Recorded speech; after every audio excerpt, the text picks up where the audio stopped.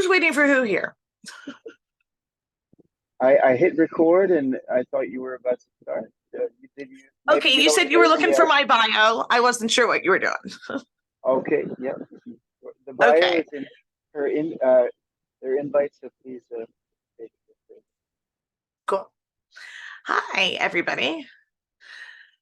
Well, a couple things before I start. I really wanted to do a set that would be a little poetry vacation from the world in some ways. There's so much going on right now that is so horrific. It is difficult to find your footing. That being said, what is going on right now all over the world, and especially in Gaza right now, and Israel is very important. So I'm going to start off with a poem about that, and then we're going to move on.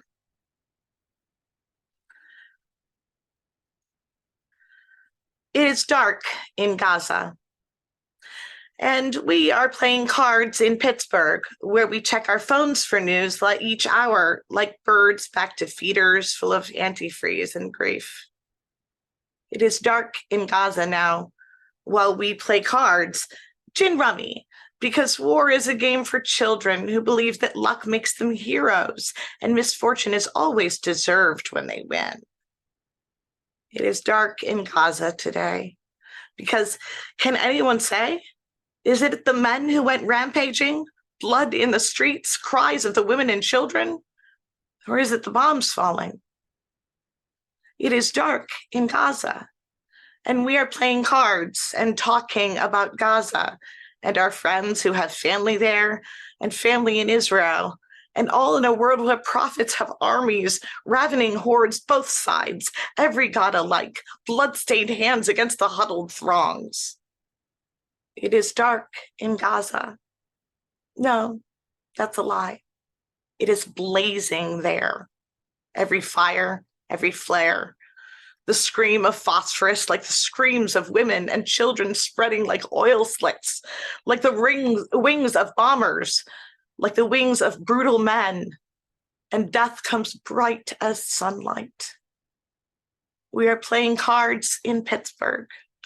They are calling it dark in Gaza. Soldiers are marching, and we are watching ourselves unstuck in time again. I wonder who will be left to write the story of this city. Voices like birds against cruel window panes. We speak of the dying, we speak of the dead, and dark comes to Gaza.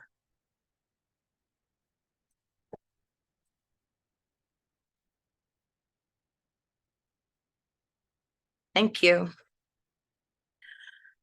Okay, let's see if we can recenter ourselves. Self-care is so important to remember, but it can be so hard to remember because it feels selfish in the moment. But we can't give what we don't have. 2 steps forward into the forest.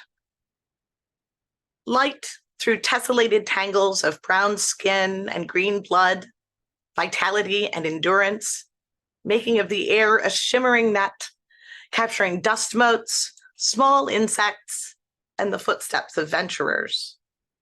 Caught in chiaroscuro, glen to glade, sun to shade, caught like milkweed in the web of transition from bright life to vespertine imagination. Magical miasmas rise from spongy moss and leaf litter like rich carpet underneath the vaulted ceiling of the tabernacle woods. The atmosphere is not interrupted by bird songs. Rather, they enrich the silence, slipping sideways to preserve its pristine nature and only ringing briefly underneath the hum of hush. Something chitinous and clever rasps itself against the nerves of any who have come so far. A sudden roar, and then the crisp calls faltering back below into the all-encompassing voice of the forest, all its weight, all its meaning, all its memory, like the richness our histories lack, whispers where the trees are singing. The sun is still right in the very edge of vision. Grass clings, but falling quickly, the body shedding its memories of the fields, leaving it to nourish the mysteries. Turn back, or not. There is no unknowing.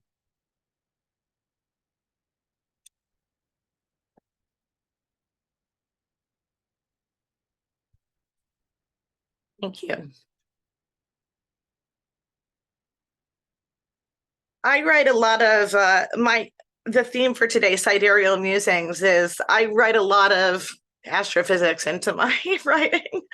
And even when the poem isn't necessarily about that, there's a lot of that imagery in here.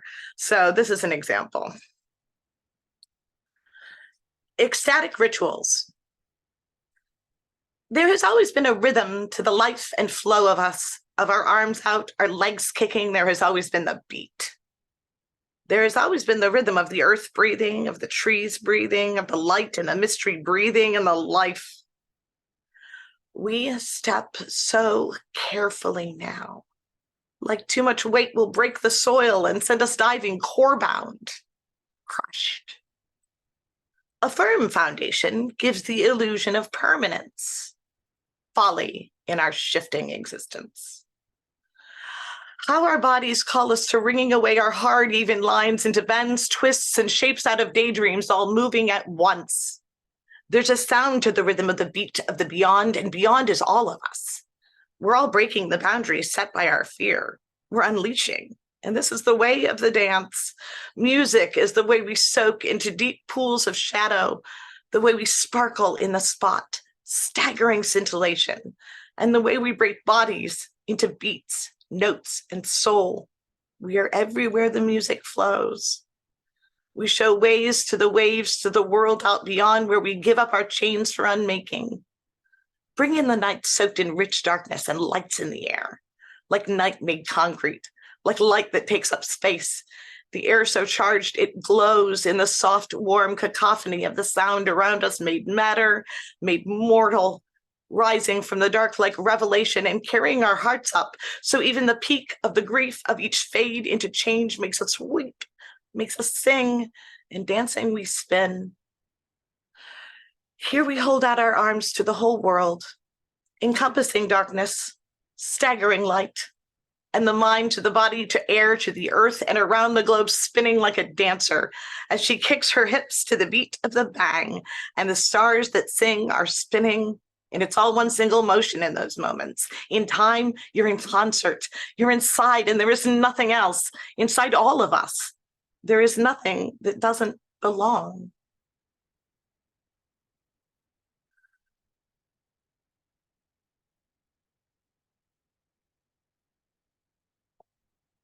Thank you so much. And this is, I actually put this in my program before, who read the Bukowski poem? Now I'm trying to remember, sorry. Does anyone remember? Yeah, it was John. It was John. Okay, I was confused as if it was John or Rick. So thank you, Rick. This is my Bukowski poem. Bukowski tells most of us to stop writing. In So You Want to Be a Writer, Chuck said, don't do it. Hyperlexia, an unusually early, intense interest and proficiency in reading and writing.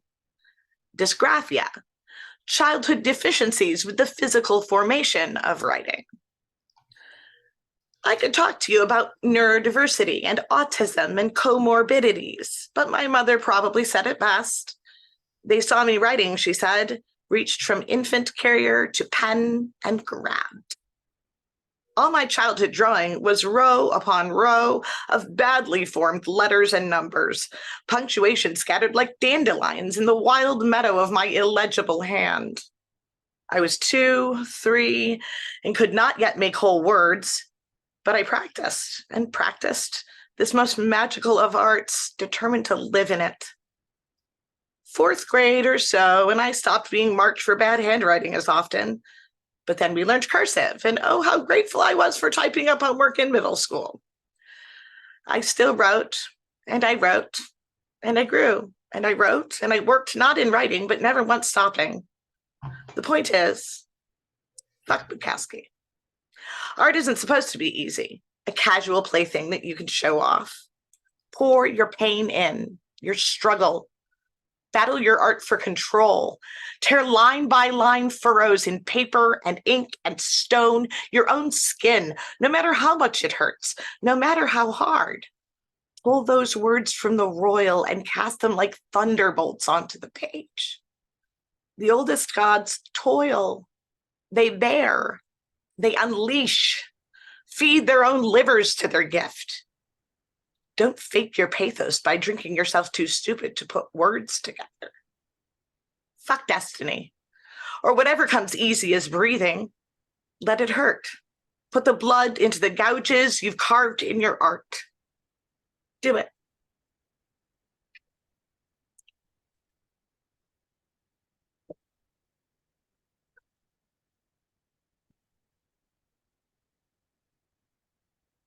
Okay, I'm looking at my time. Okay.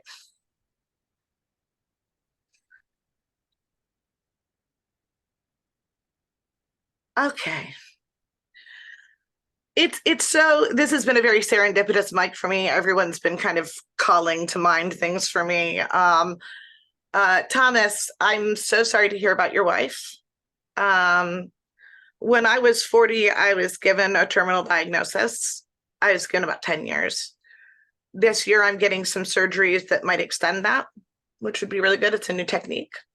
But I felt that very hard. And I am very lucky to have caregivers in my life who care about me deeply. And I am sad for people who don't have people like you in their lives. So thank you. Gnosis and the unknowable. In this moment of unknowing, of unending wonder, I am unwound from my twisting knotwork, all my ornate iron spirals, and the eloquence I only show when I am seen by someone I long to be worthy for. Parapets crumble beneath my feet. I am finding peace where soil finds moisture, and we all mingle together. In this moment of unknowing, I am looking to the ground, I am looking to the sky, and I am both rooted and flying, inspired and elated, and the warmth of your love, your peaceful embrace, means more than my mind, than meaning, my memories, or how I wish the world would remember me.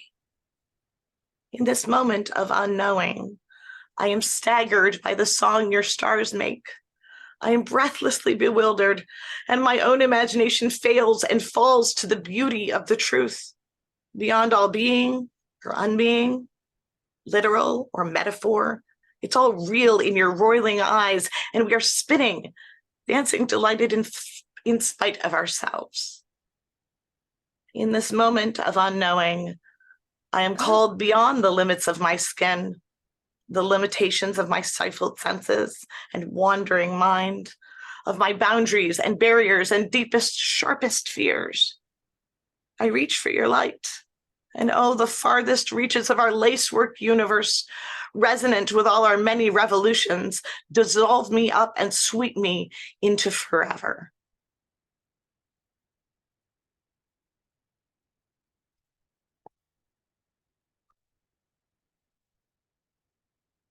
Thank you. I'm just skipping around here in my set because I think I put a few too many poems in here. I think.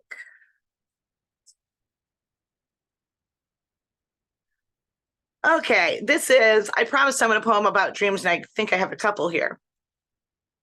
A dream about foxes. In the dark, carcasses hanging by their necks from the fence. I am asleep, but the red, green, blue of their entrails on the ground glistens like belief.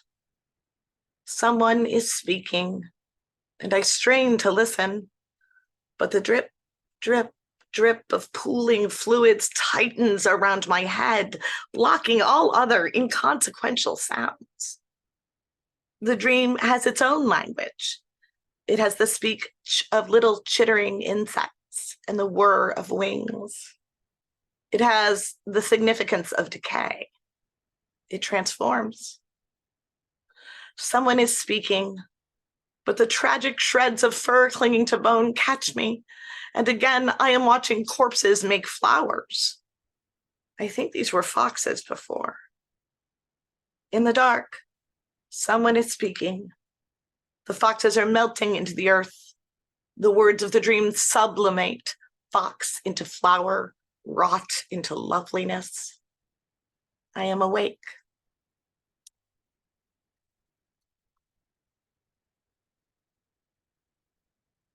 Thank you.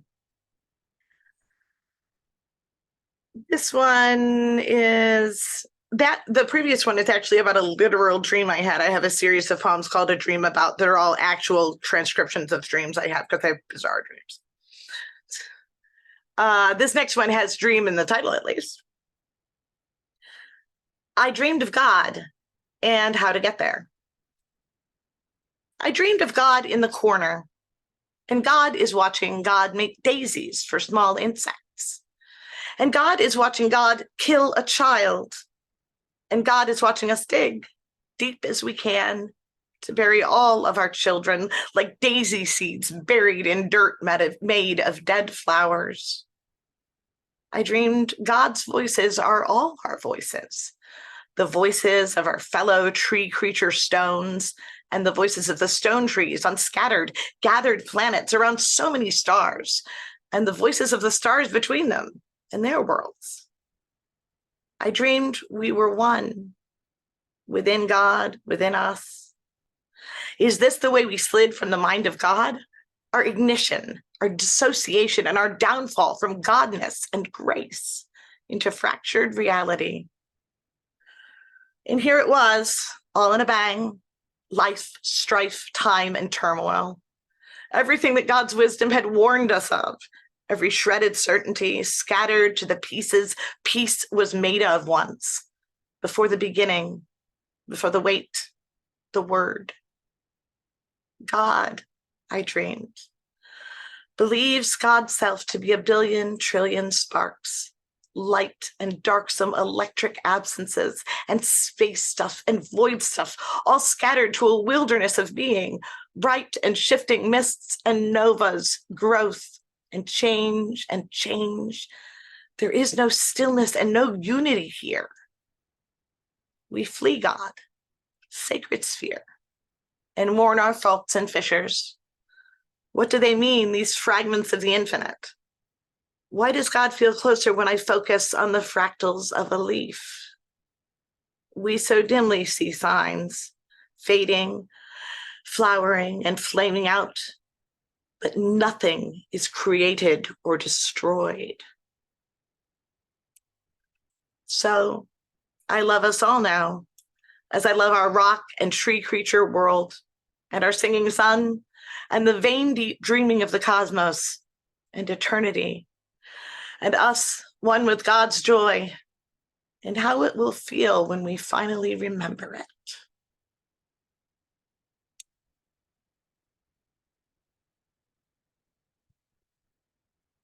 Thank you. Do you want me, and here I've got one more if you want. One more would be great. Cool, it's short. I'll just close with this. The voices of the world. The clicks of the crickets out my door are louder than the music I am playing, but they syncopate the beat, lovingly laddering sound like water surrounding me. And I sing for the wishes of voices of old, and I patter my hands and I tap fingertips onto my desk. This is magic, this music. And the whoosh of a car up the hill and the horn sounding blends with the music, the crickets, my body in motion, my voice wavering, and the whine of electricity overhanging like high-flying wires through the cacophony, through the chaos, through every sound everywhere, trembling together, the words emerging from the morass, hidden signals from my silent mind. I can hear voices in the noises of the world, and I listen, wondering where they would lead me if I were to follow them.